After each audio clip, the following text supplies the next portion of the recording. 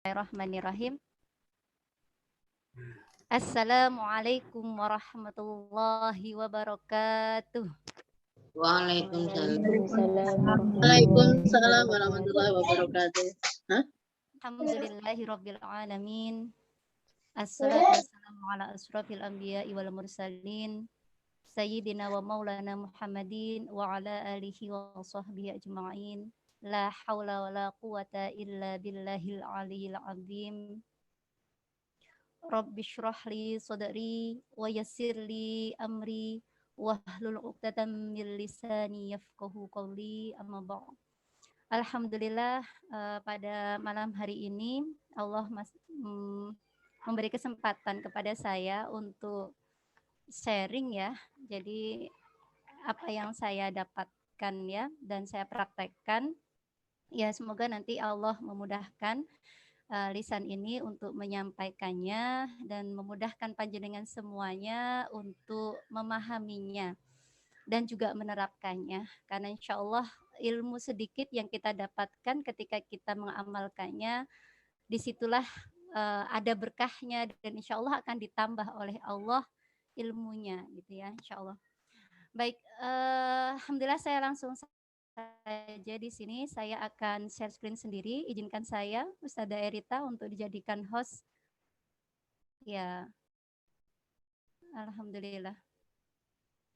Ya, jadi saya ingin cerita sedikit ya. Ustazah Erita bisa dijadikan host saya? Saya enggak bisa share screen. Ya, baik. Jadi begini. Keinginan kami untuk memiliki anak hafidhoh ya, itu awalnya itu ya ingin aja gitu ya. Jadi ketika masih remaja itu, ketika kuliah itu seneng gitu ya melihat anak-anak kecil yang dia itu bisa melantunkan ayat suci Al-Quran gitu ya. Terus setelah menikah itu kami pun juga masih belum punya modal yang banyak gitu ya. Cuma di situ hanya dapat ilmunya itu ya sudah ketika masih hamil itu didengarkan gitu ya Al-Qur'an. Ya sudah dari situ kami perdengarkan Al-Qur'an ya. Terus habis itu ketika anak-anak sudah lahir gitu ya. Itu gimana masih belum tahu gitu ya. Masih belum tahu. Terus akhirnya di situ mulai cari-cari gitu ya, mulai cari-cari dari browsing internet dan lain-lain gitu ya.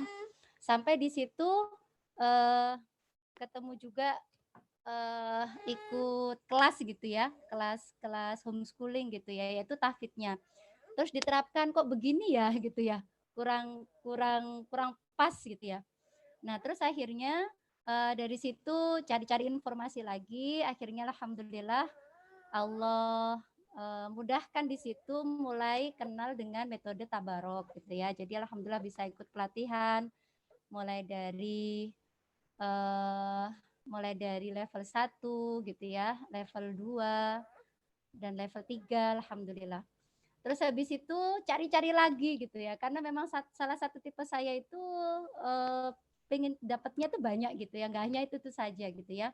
Akhirnya dapat cari-cari lagi, terus ketemu ada namanya itu metode super tahfidz gitu ya.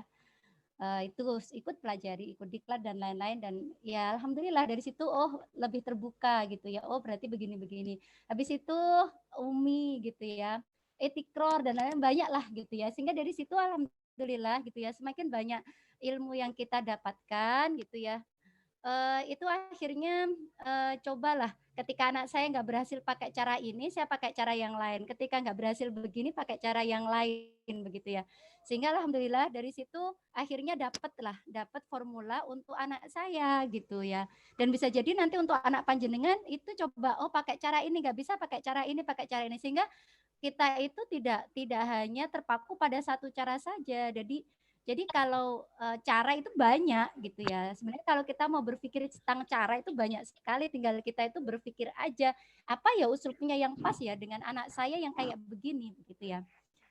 Iya, Mbak Erita ini saya belum jadi host, saya nggak bisa share screen.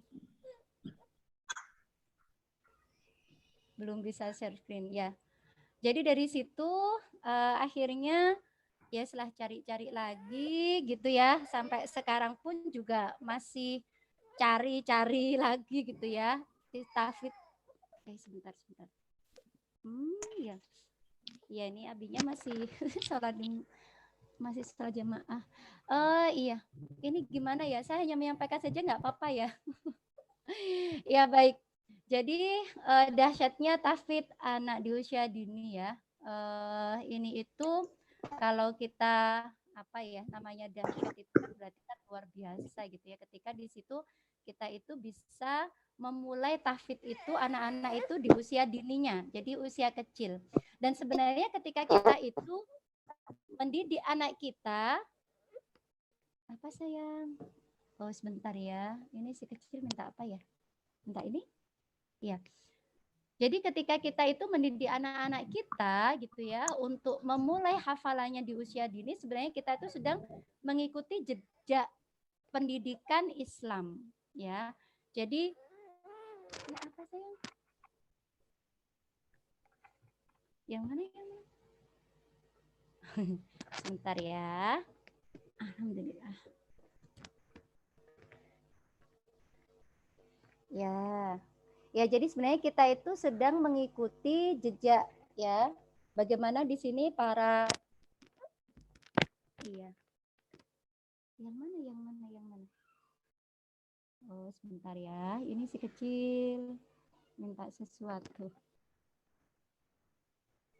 Iya, nanti mohon kalau saya sudah dijadikan host bisa disampaikan ya. Ini saya buka PPT saya ya. Jadi kalau kita itu mengikuti jejak pendidikan Islam ya, bagaimana kalau kita melihat para ulama itu ya, mereka itu memang hafal Al-Quran itu memang di usianya yang masih muda gitu ya. Kalau kita bisa melihat gitu ya, Ibnu Qudamah gitu ya, itu di usia 10 tahun mereka sudah hafal gitu ya. Di usia 9 tahun ada Ibnu Hajar Asqalani, di usia 7 tahun ada Imam Syafi'i, ada Imam At-Tabari, ada Ibnu Khaldun, itu memang masih kecil. Dan kalau kita memang membuka ini ya, apa kitab-kitab para ulama itu memang pendidikan anak-anak dahulu ya ketika kecil itu di masanya kekhilafahan itu memang utama itu adalah menghafal Al-Qur'an. Itu yang utama gitu ya. Jadi setelah mereka tuh menghafal Al-Qur'an, mereka akan menghafal hadis ya. Kenapa kok di sini tuh harus menghafal Al-Qur'an? Nah, ternyata ya nanti kita akan dapat gitu ya. Kenapa di situ kok mengapa menghafal Al-Qur'an gitu ya? Karena memang itulah modal awal ya Ananda itu ya untuk mengaktifkan gitu ya, mengaktifkan kemampuannya dari sisi menghafal. Jadi walaupun anak-anak itu belum paham apa yang di situ dia hafalkan gitu ya, tapi di situ dia hafal karena memang di sini adalah kan dalil utama gitu ya, sumber kebenaran itu adalah Al-Qur'an gitu ya. Sehingga nanti ketika anak-anak itu dia itu belajar apapun itu terinspirasinya adalah dari Al-Qur'an ya. Jadi kalau masa-masanya kekhilafahan itu ya banyak gitu ya para ulama-ulama gitu ya yang dia memang di situ diawali dari menghafal Al-Qur'an.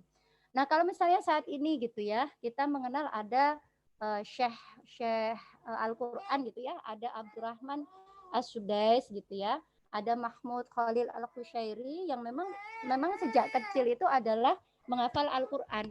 Dan bahkan gitu ya, kalau melihat di Mesir gitu ya, di Mekah, di Madinah, ya pokoknya di Timur Tengah sana memang anak-anak kecil itu terbiasa menghafal Al-Qur'an.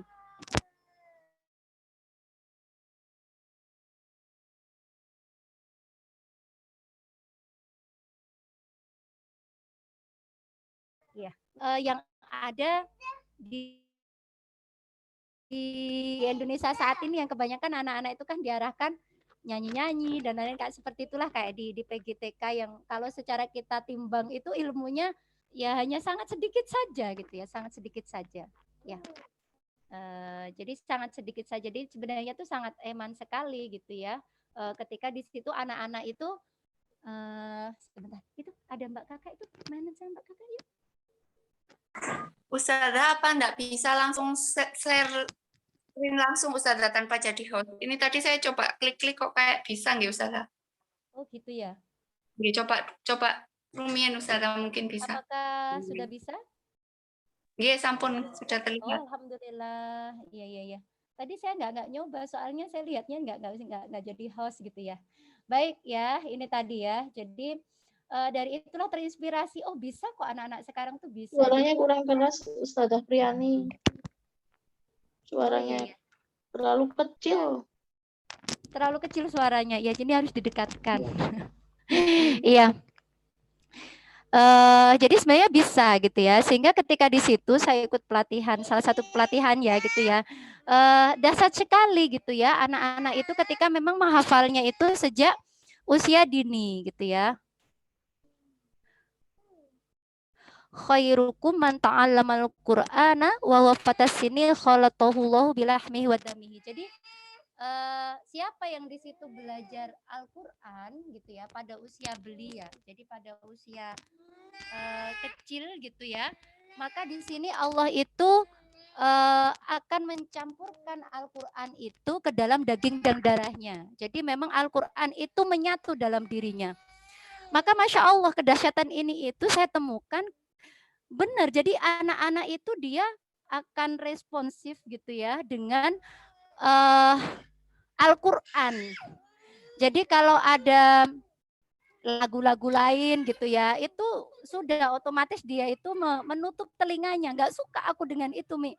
Kayak misalnya kalau ada gawe gitu ya, ada yang punya hajatan di tetangga itu kan, ya lagu-lagunya begitu ya, dia nggak suka seperti itu. Dia akan mengeraskan murotalnya. Sehingga di sini, wah luar biasa ya efeknya Al-Quran itu tuh menyatu dalam dirinya.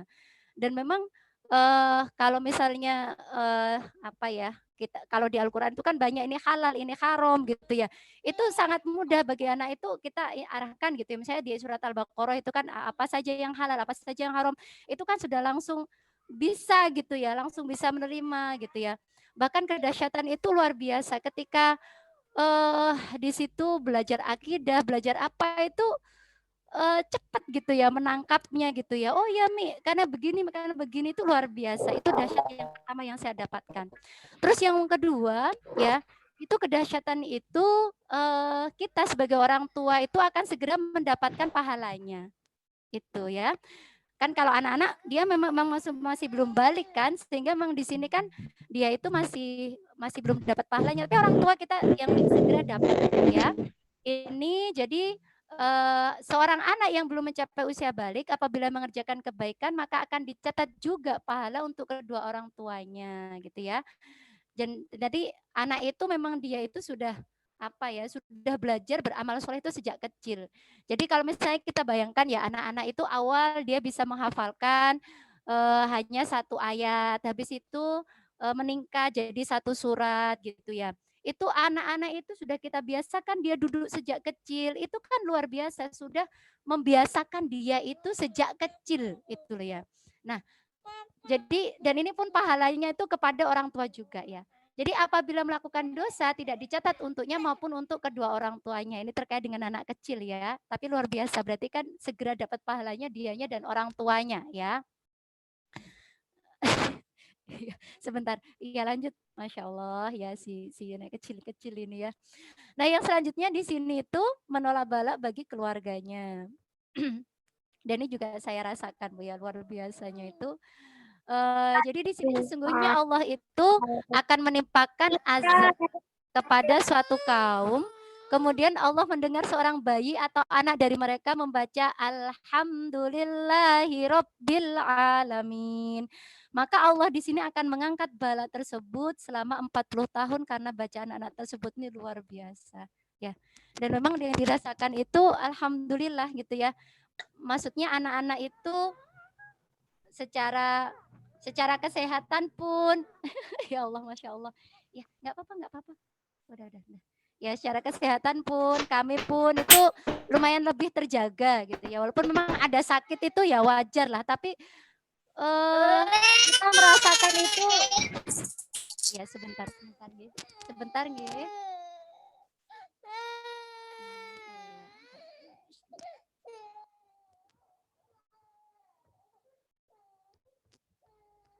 Ya, jadi ini salah satu kedahsyatannya ya. Jadi merasa sakit itu jarang sekali gitu. Walaupun pernah ada itu ya hanya sedikit lah kalau dibandingkan dengan rata-rata umum. Kan kalau ada standarnya sehat, anak itu kan dalam sebulan sakit sekali tuh dikatakan sehat gitu ya. Jadi kalau sebulan sekali itu ya masih sangat wajar. Oh, sayang, sebentar ya, tak kondisikan si kecil dulu sebentar. Nggih, Ustazah. Masya Allah, nggih. Di sini mohon maaf saya juga ingin berbagi seperti apa yang sudah disampaikan oleh Ustazah Priani tadi. Kalau saya juga merasakan hal yang sama, nggih Ustazah, nggih. Kalau mungkin masalah sakit itu, nggih, alhamdulillah, Masya Allah, semoga selalu dijaga oleh Allah kesehatan anak-anak itu. Nggih, monggo Ustazah, ngapunten. Ya alhamdulillah. Ya memang itu yang saya rasakan. Jadi kedahsyatan itu luar biasa. Ya apalagi memang tiap hari itu kan murotal itu ya itu kan senantiasa terputar gitu ya 24 jam nonstop gitu ya. Jadi itu bahkan itu benar-benar membawa aura di keluarga itu benar-benar tenang gitu ya. Tidak ribut gitu ya, atau di situ tidak dalam tanda kutip pertengkaran dan lain-lain, itu lumayan. Maksudnya anak-anak itu terkondisikan dengan hal yang seperti itu. Maksudnya kan kalau biasanya ke saya itu sering ditanya sama tetangga-tetangga, itu anak-anak gimana? Nggak berantem kah dan lain-lain. Maksudnya kalau saya sendiri merasakan itu anak-anak itu rukun gitu ya dengan saudaranya. Jadi nggak berantem sampai ada yang memukul apa itu enggak gitu ya. Jadi Masya Allah itu luar biasa. Saya ya inilah sepertinya itu Al-Quran itu sudah mendarah daging di dalam dirinya anak gitu ya. Dan akhirnya bala-bala seperti ini pun ya ada itu kodok ya. Tapi kalau saya ini kan itu kalau dibandingkan lah dengan saya sebelumnya dulu seperti apa ataukah kondisi sebelumnya itu malah sehat. Itu kondisinya itu luar biasa ya. Baik, kedahsyatan yang berikutnya itu adalah ketika memang di sini anak itu dia itu menghafalnya sejak kecil, kan kalau kita itu kan ada yang istilah ini ya. Jadi hafalannya itu akan awet gitu ya. Itu bagaikan ukiran di atas batu kan gitu ya.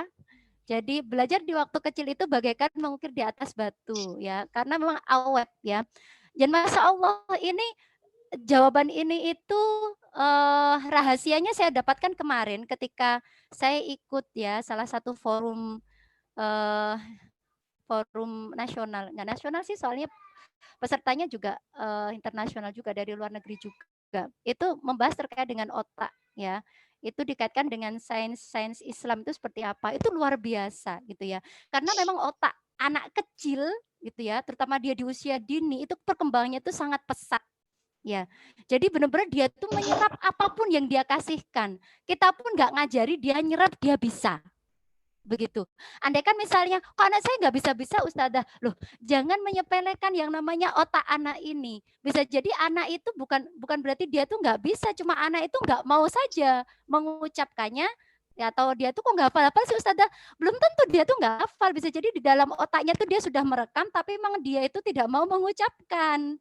Begitu. Sehingga di sini itu akan membekas di dalam otaknya. Jadi sebenarnya tidak ada ceritanya ketika anak-anak itu kita program tahfidz Al-Quran itu ada istilah gagal. Anak saya gagal nggak bisa menghafal, nggak ada ceritanya. Karena Al-Quran itu sudah masuk di dalam otaknya dan kapan-kapan gitu ya. Misalnya ketika dia itu nanti misalnya usia 8 tahun atau usia 10 tahun dia tuh mulai menghafal, itu akan terrecall. Jadi akan ingat gitu ya. Apa-apa dulu tuh masa kecilnya yang sudah dihafalkan. Ini luar biasa. Ya. Dan kalau misalnya pengen jujur ya, andai kan misalnya saya hafalan sama anak-anak gitu ya. Itu masa masa hafalnya di anak-anak itu kuatnya itu lebih kuatan mereka gitu ya. Mereka berapa kali mengulang bisa hafal. Tapi kalau saya di sini ya luar biasa harus terus mengulang gitu, harus terus mengulang dan lain-lain. Karena di sini beda.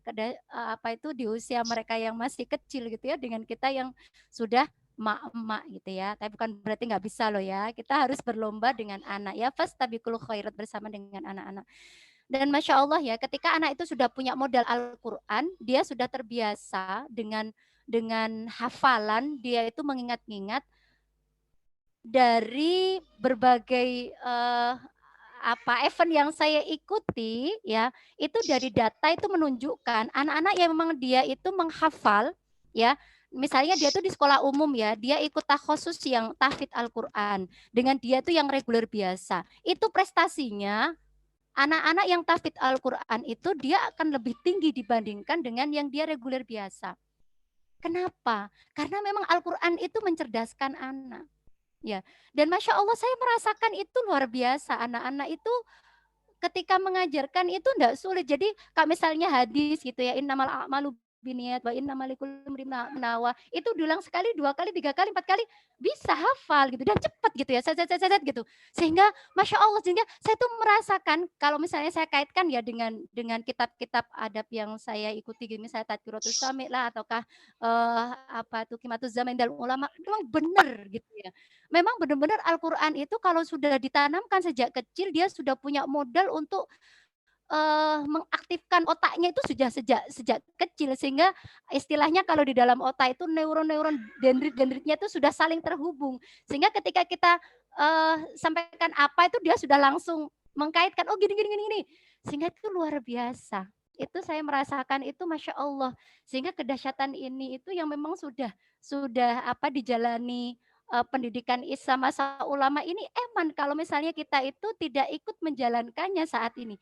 Ya walaupun saat ini sistem sekuler dan lain-lain kan bukan berarti terus kita ayo sudahlah ikut sistem sekuler kan nggak begitu gitu ya. Tapi kita bagaimana sebenarnya gimana sih sistem pendidikannya itu harusnya saya sebagai orang tua harus bagaimana ini kan kita harus terus mencari harus terus menggali terus gitu ya.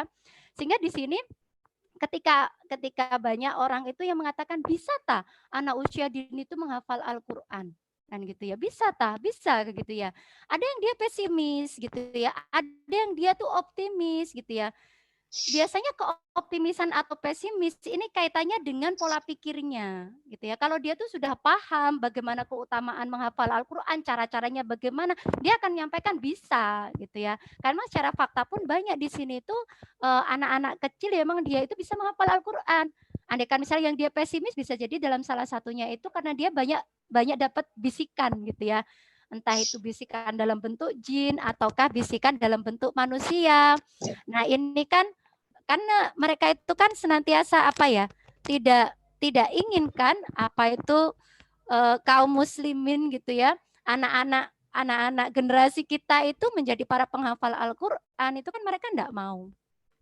gitu ya sehingga memang mereka senantiasa membisiki kita udahlah jangan diinikan anak-anak dibudarkan dengan Al-Qur'an itu sulit menghafalnya gitu ya ya kan kita yang mengatakan gitu ya kita saja yang tidak paham padahal untuk menghafal Al-Qur'an itu ya sangat mudah karena itu sudah janji Allah yang pernah dulu kita pernah bahas yang sebelumnya ya nah sehingga di sini Masya Allah ya ketika kita bisa nggak Ustadzah bisa gitu ya sebenarnya itu kalau kita tahu kuncinya gitu ya kuncinya itu memang ada duit bukan uang loh ya duit itu adalah doa ya ada usaha ada keikhlasan dan ada tawakal di situ. Ya. Doa itu sebenarnya kalau kita itu kan sudah punya cita-cita gitu ya. Kita itu sudah punya sebuah impian, maka kan impian itu kan kita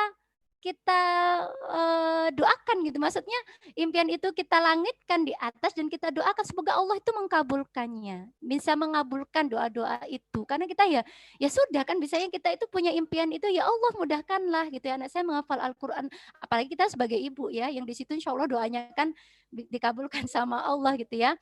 Dan di situ harus ada usaha dan ini kebanyakan orang banyak punya cita-cita tapi dia nggak mau berusaha. Ya dia itu dia itu punya mimpi tapi nggak ada aksinya gitu ya. Jadi itu ya sudah itu ya nggak akan berhasil gitu ya. Nah selain itu dia harus ada keikhlasan. Insya Allah semakin seseorang itu ikhlas dalam beramal, semakin mudah pula Allah itu memberikan jalannya. Semakin mudah pula Allah itu akan memberikan pemahaman kepadanya. Semakin mudah pula dia itu akan meraih pahalanya Allah. Seperti itu. Jadi sejauh mana keikhlasan kita ya. Sehingga kalau misalnya ada event-event lomba dan lain-lainnya seperti itu bukan tujuan kita anak-anak itu banyak deretan piala di rumahnya, bukan itu tujuannya.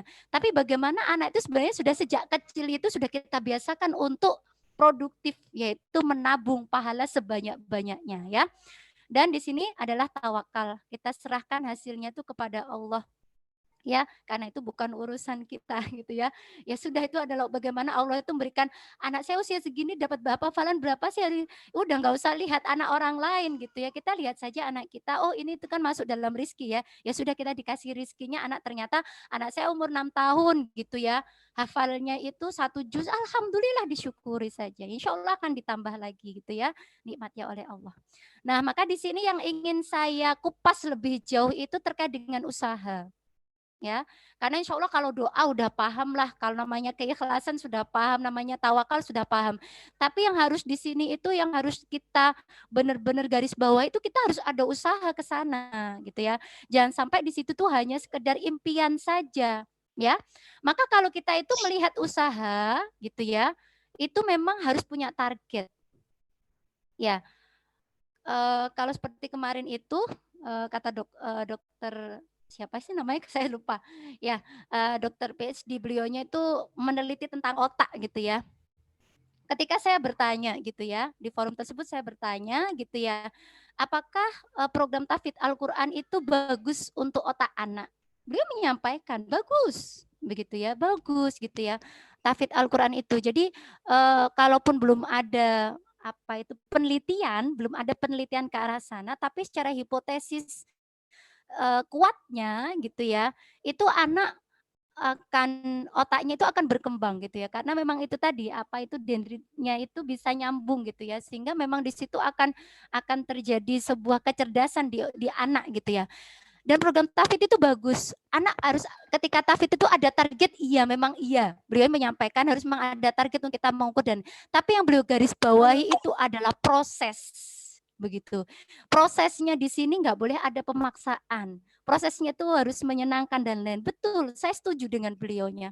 Karena namanya otak berkembang itu bukan karena asupan gizi saja, bukan karena Al-Quran saja, bukan gitu ya.